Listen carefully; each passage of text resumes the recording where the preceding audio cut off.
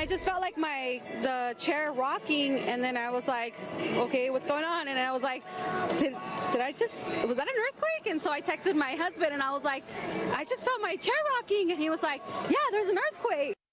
The strongest earthquake in 20 years rattling Southern California on the 4th of July holiday, stunning beachgoers and leaving several people injured.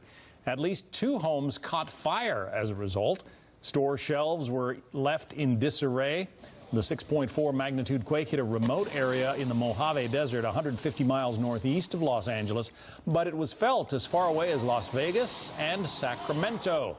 Jeff Paul is live in Ridgecrest, California, near the epicenter of that quake. Jeff.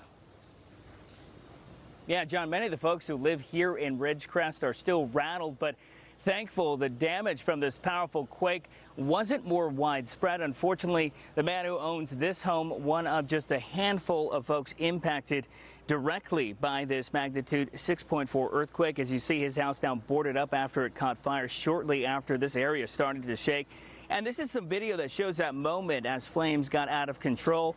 The homeowner says he was out getting a cup of tea when that earthquake started, so he then returned home and he found just a few broken windows. But when he went to check on his classic cars in his garage, he opened the door to a fire. What a 4th of July. I quickly forgot what the hell it was altogether. It'd be a bad day when both an earthquake and a house fire that destroyed the house.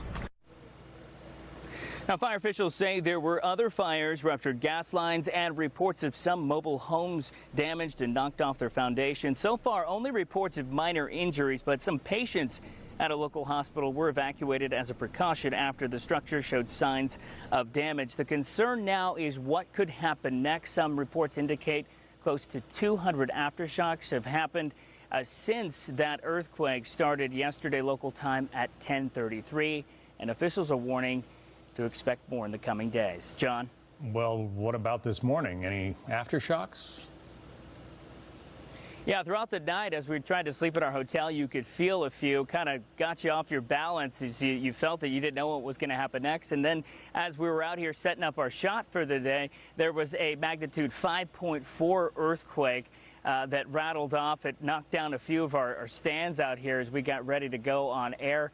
And that's a big part of the reason why local officials tell us that they wanted to have that state of emergency declared. The governor has approved that here in the state of California. John? It looked like your victim there lost some of those classic cars in the fire, huh? Yeah, unfortunately, he believes they are a total loss, but he somehow still had some pretty good spirits about him as you heard him in that soundbite, able to somehow make a joke about it, but thankful that he is okay. Most people in this town are okay. John? All right, Jeff Paul.